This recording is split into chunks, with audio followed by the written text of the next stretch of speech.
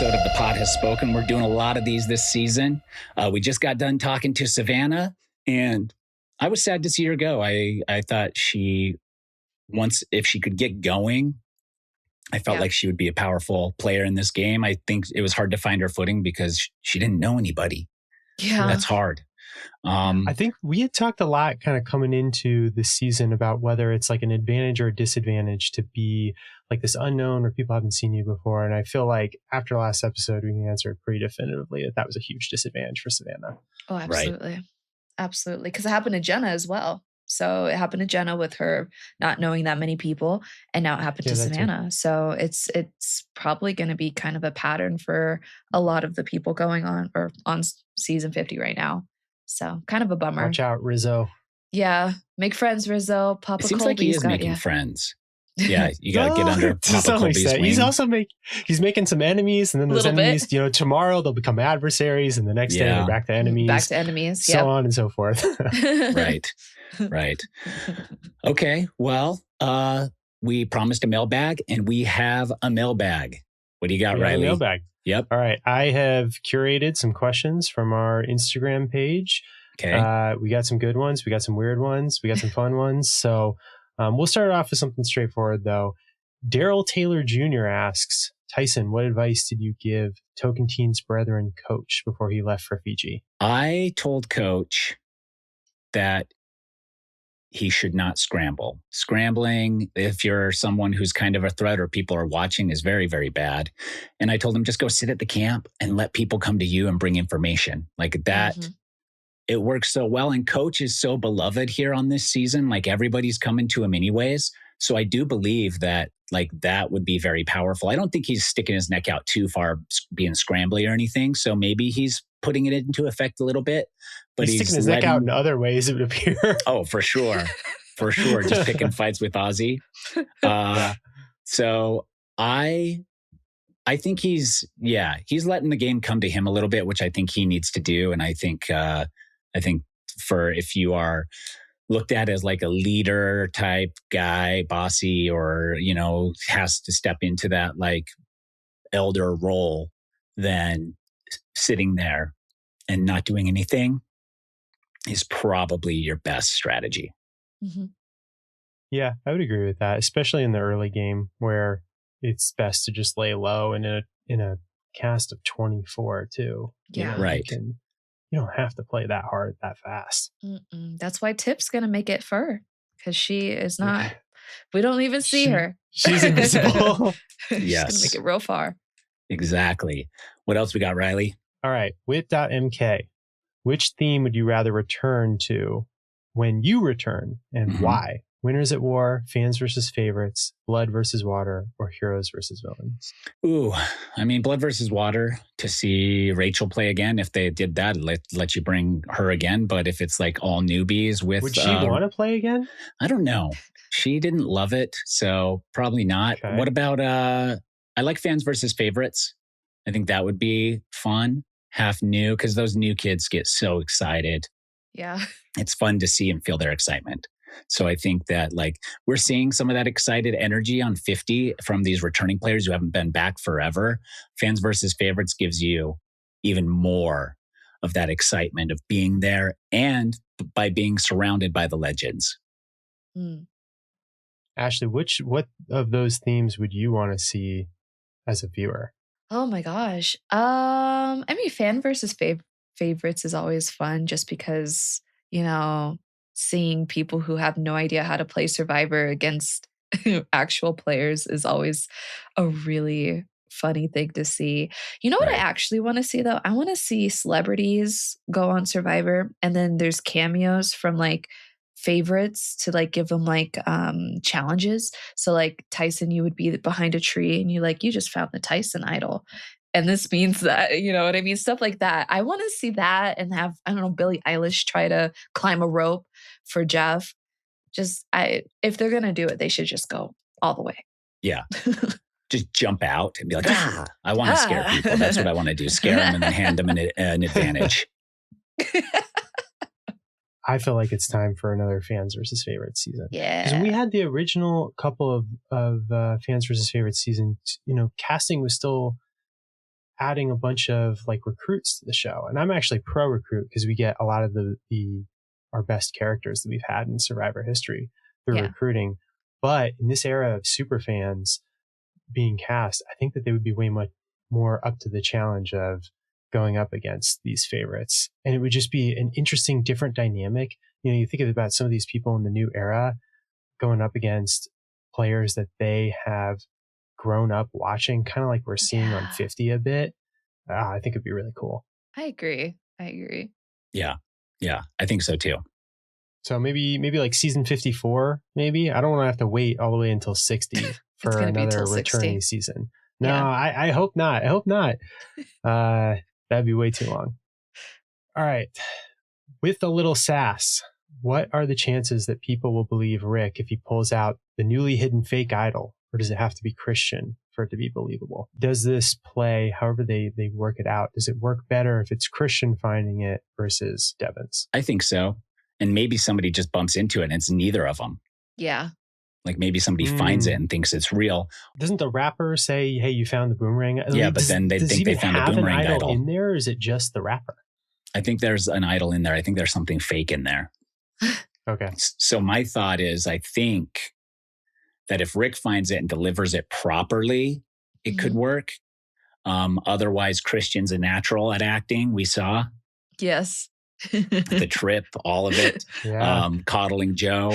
So I don't know exactly. I think I think Rick would have to get his acting chops on and be really good. He could do it, but I think like people are going to be skeptical of him if he's giggling and smiling about it. I hope that somebody finds it thinking it's real and navigating that. Yeah.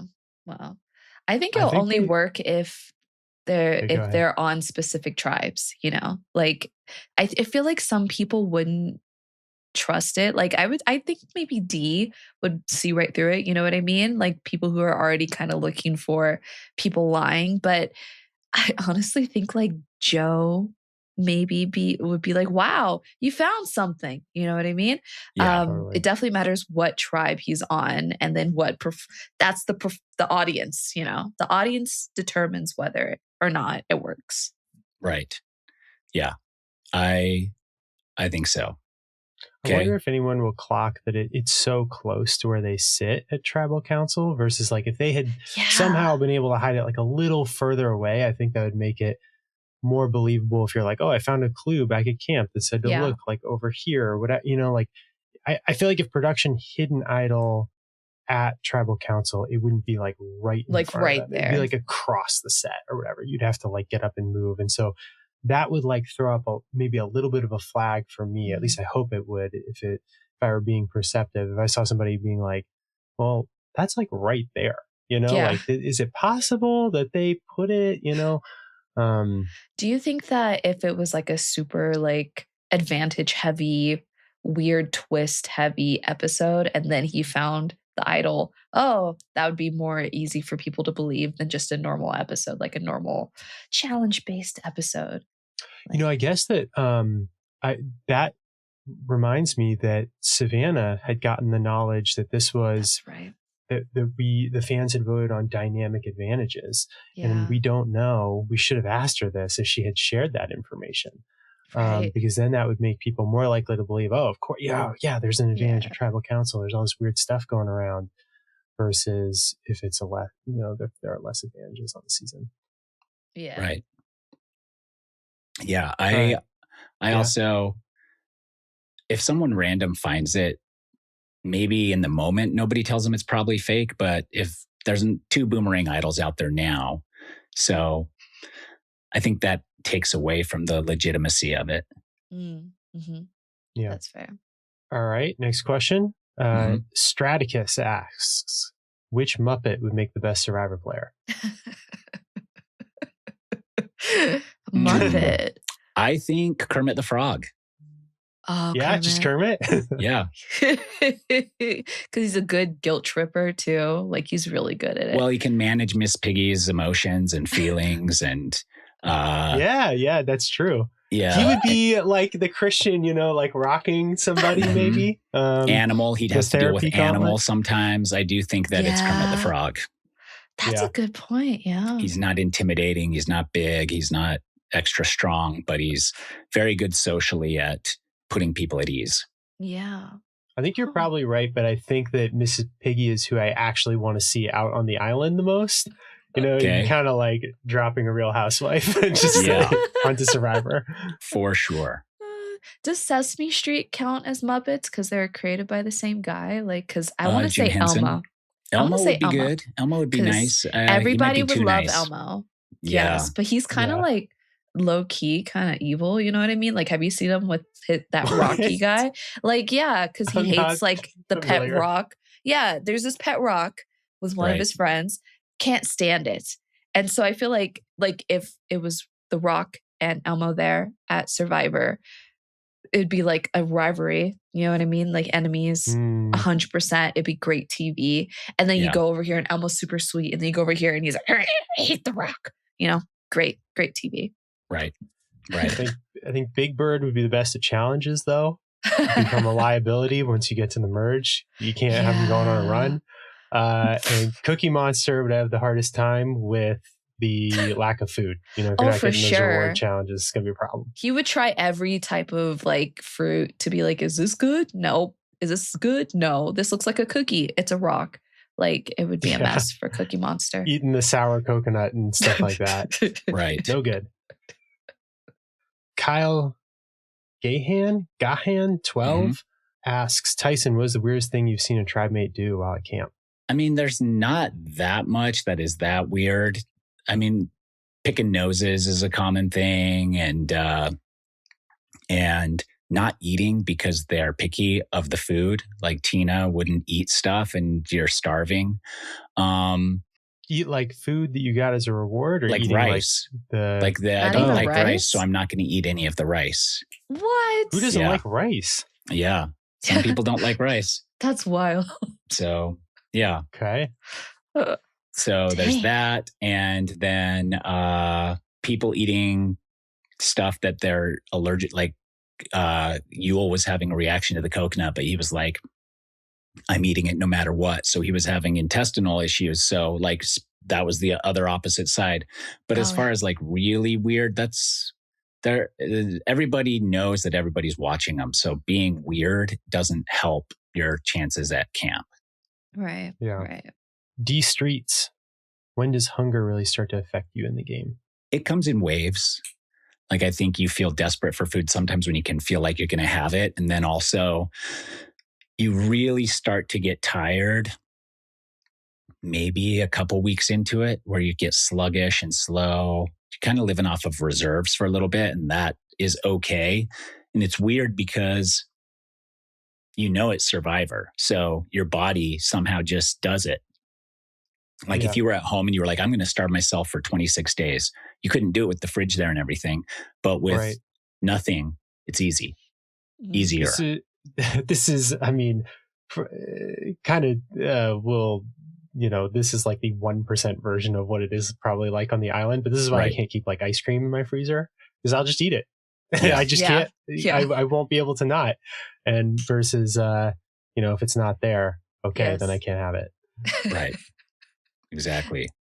So, yeah. And that's it. It's not there. You can't have it. You already know you can't. So you just got to get over it. You just get over it. But it does take a toll. A couple weeks in, you're sluggish all the time. And for me, I'd be like, okay, I'm going to focus in on the challenge. I'm going to get through the challenge. I'm going to bust my balls to do that. And then I can lay down and not expend a bunch of energy after. Do you feel like that malnourishment in the challenges? Like, are you like, wow, I'm really not performing at what my athletic peak is because I haven't eaten in 10 days or whatever? I never felt that. I think because they're mostly short and sprinty, it's like a little bit different.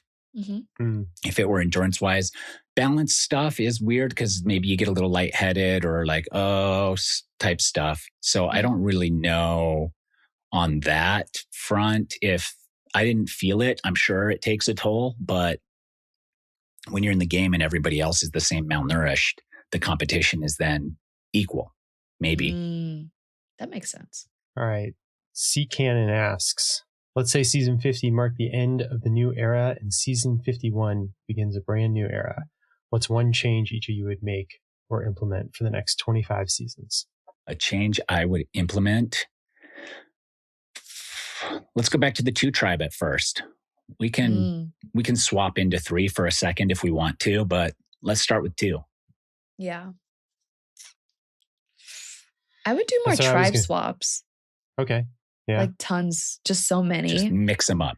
Yeah, so many. There'd be like every other, like 3 episodes in, tribe swap. Another episode, tribe. I want everyone to work with each other. I think that's one of my biggest, like the saddest thing about Savannah going home, because I was really looking forward to her working with older Survivor players and to feel like the real game of Survivor, because she tried to play it in 49 and nobody was really up for it and was kind of surprised by how aggressive she was. So it's like such a bummer. So I would like everyone to get a chance to play with everyone at least once. Yeah. Okay. That would be fun. So everybody knows everybody. Yeah. Yes. Okay. By the time you get to the merge, you've already had experience with. So do you need to do like a round robin style where you ensure that everybody's on a tribe with each other at some point? Maybe. I just want everyone to see it. And also, I think it's funnier if you end up at the merge and you're like, oh God, it's that guy. You know what I mean? Yeah. So, and then, oh, he's really good friends with my alliance. Uh-oh, you know? So yeah, that could be super fun. I've always wondered if they went just straight into the individual part of the game. If it's just like everybody's on a beach, we'll divide you up randomly for rewards, but then it's going to be like immunity challenges individual from here. Yeah. Or even like maybe we divide you up randomly for the and half of you go to tribal or something like that. But it's like everybody's just on the same beach at once. I know they did that for the One World season, but it was still 2 tribes competing against each other the whole time. Yeah. This would be more like, no, it's a complete mix from the beginning. Yeah. Right. Just as like a one-time thing. I still want the tribe format generally. But for sure. Tyson, you more or less said what I was going to say, which is I'm very ready for a breakup to the 3 tribes of 6 format. I think that has gotten pretty stale. Everybody realizes now, okay, I need a strong 4. Once I have a 4, the first 2 tribal councils don't matter as long as I'm locked in with them. If you're on the outs, you're kind of screwed. And yeah, it's just needs to be a little different. 2 tribes of like 10 or 8 or whatever it has always been fun. I like these bigger tribes too. Right. And I think too that to your idea, Riley, you can't do 25 seasons of no tribes starting off with 50. That's an experimental. No, I would not do that. That's an experimental thing. That's for sure. I would not do it for 25 seasons. All right, let's do one more. Ethan Zahn asks, when is Ethan going to be back on the pod? We had a great time with him last week. We love him. And people really enjoyed his humor and takes. We all do. So, I have him on speed dial. We pretty much have him on every season. So, yeah, we do. 51 for sure at the latest. I think he'll be back. Yes.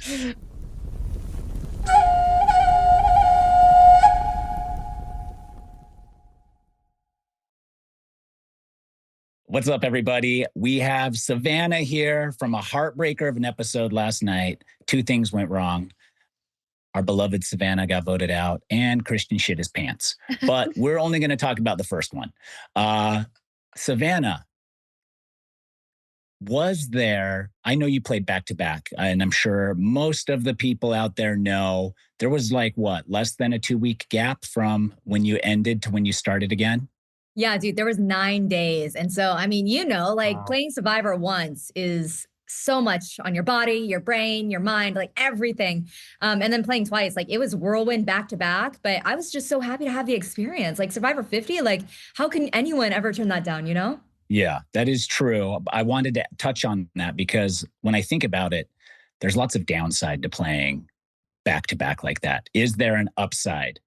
Where you just in game mode, what are the positives for someone in the future? Maybe someone goes for 51 and 52 back to back. What can they look forward to?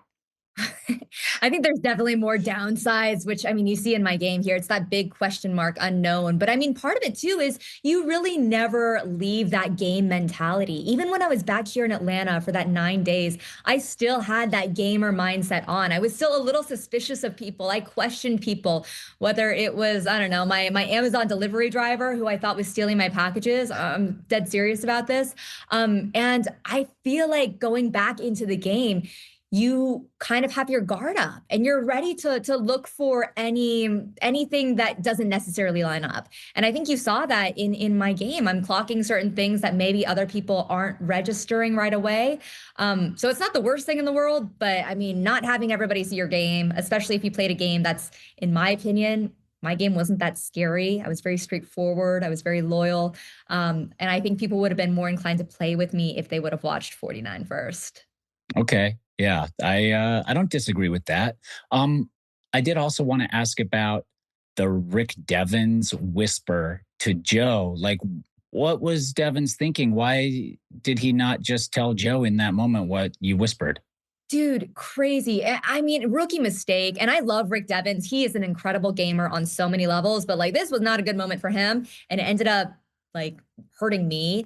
I think it's very clear that Devens did not want to work with Joe, and that's why he didn't bring up that alliance. But I mean, dude, why not bring it up? It's not making you look bad. Like, no one's going to come at you, Rick, for saying that Ozzy wanted to start this alliance. If anything, it's going to make you look good and more reliable. And more importantly, it's going to make me look good too, right? So I was disappointed in the way that Devens handled that. But you know, what can you do?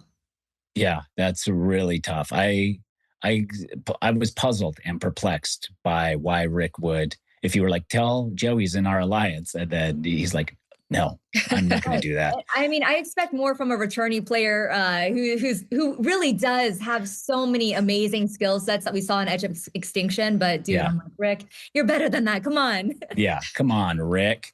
Riley, what do you have for Savannah? So many questions. Savannah, how soon did you know you were on 50? Was it before you even left the island after 49? Yeah, dude, it was literally less than 24 hours after I had won 49. So Wow. the morning after, we're getting ready to go back home to the US. Jeff pulls me in a room and basically says, well, producers pull me in a room and Jeff is on the laptop. And he basically says, Savannah, congratulations. We want to invite you back for 50. And I'm like, is this a freaking joke? Like, really? Like, you want me?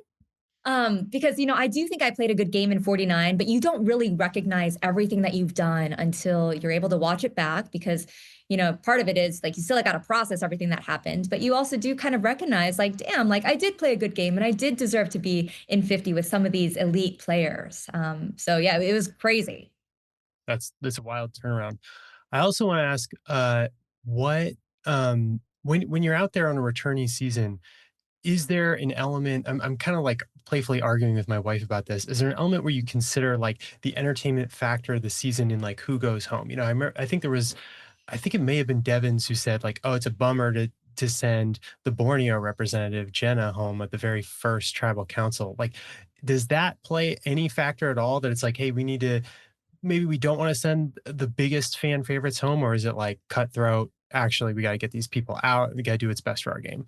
I mean, for me personally, I'm trying to do whatever I can. Like, I don't care who's going home as long as it's not me. And you know, even better if someone going home that is not going to be helping my game move forward. But I am curious. I don't know. Maybe that was top of mind for some of people who were out there. I think that one of the beautiful things about playing for the first time is you have no idea what the public perception is going to be of you, right? So you can be so authentically yourself. You're not necessarily worried about all the screen time or living up to people's expectations. Whereas in the second time or the third time, maybe after you've played before, you know that you have a reputation. You know that people are going to view you a certain way. You know what worked and what didn't work. And I think that honestly, from my observations, some things felt a little manufactured and a little more thoughtful in the way that they were, I don't know, done on this season. And it kind of, I don't know how to say this. It kind of takes away some of the magic in a sense. Um, Mm. but yeah, I hope that makes sense. For me, no, though. I'm like, I'll vote on whoever, just don't vote me out. Do you have like an example of like something manufactured? Oy, I mean, here's the thing. I feel like right now I'm on decent terms with everybody in the cast, so I don't want to, Sure. throw too many stones here. But I do think people who were well received on a previous season knew that they were well received on a previous season, and Mhm. I'm a big fan of the Real Housewives. So just to draw a little parallel, I know sometimes some of the Real Housewives will practice their reads or their lines, or they'll get those from, like, I don't know, comedians or professionals before they actually do their stuff. And I'm not saying people did that for 50, but it seemed like people had come in with certain maybe ways to phrase certain things or ideas of how they were going to narrate certain things, and you would see that illustrated in certain moments, and it's just like, Coach bringing notes so he can remember quotes. yeah. I mean, it was just, I don't know. That's just my perspective. Maybe I'm wrong. I think I saw another one of my castmates, though, mention something about it in a different piece of media. So I don't think I'm too far off, but that's just my opinion. Last question from me, and then I'll kick it over to Ashleigh. Why is Cirie not a bigger target on this tribe on That's what paper? I'm saying. That's what I'm saying. But you know why? Because she's too damn good. And it speaks so much to Cirie's ability to connect with people socially and make them feel like she genuinely wants to work with them. And right now, like, she does genuinely want to work with these people. I think that these people, though, think that she wants to go to the end with them. And I'm like, no, like, no, what do you mean? Like, she's this good. Like, she's this good for a reason. She's asked back this many times for a reason.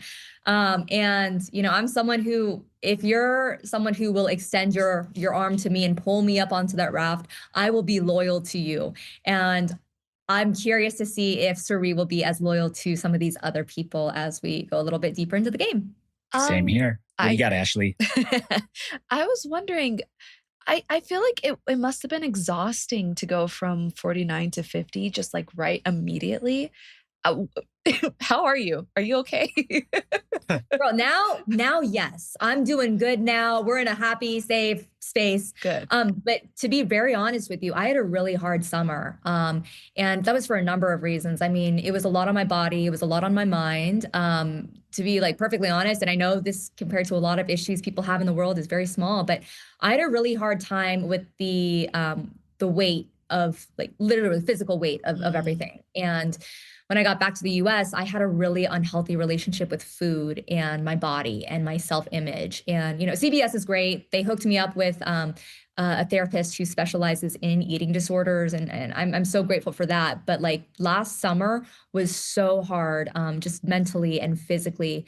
And it's not necessarily because I went back to back. I don't think that helped. But I think that just playing the game, I don't know that people realize how big of a toll it can put on someone. And I'm happy to say I survived the post game as well as the actual game itself. And you don't think about it every single day still. Exactly. Yeah. We're in a safe space now. Okay, good. Did you feel like they were coming for you? I did. Yeah. When Jenna went home, I had a confessional that didn't make air, but I pretty much say, I'm worried I'm next. And so you see me go on the journey. And part of that was because I'm like, okay, maybe I'll get something from this journey that can help me and, keep me in this game a little bit longer. But the bigger reason I went on this journey was because if I'm out of this game in 2 days, which I really was concerned about, I didn't want to just spend those 2 days on the beach with these people. I wanted to feel like I had a fuller survivor experience. And I think part of the reason I was able to play a little bit looser in that way was because I had just won. I didn't feel like I necessarily had that same desperation to stay in the game. I was really doing 50 for the experience of it all. And that's ultimately, like, the biggest reason why I went on the journey. I was genuinely concerned that I was going to be going home, and I wanted to make sure that my time on the island was as full as it could be. I think you did a great job. I do also think that it's can't be easy from going to winning to early boot as well. I mean, you got $1 million. That's fantastic. So I'm sure that when you sleep at night and wrap up into $100 bill blanket, that's fine. Who was your number one out there? Who were you looking at and leaning on that tribe the most?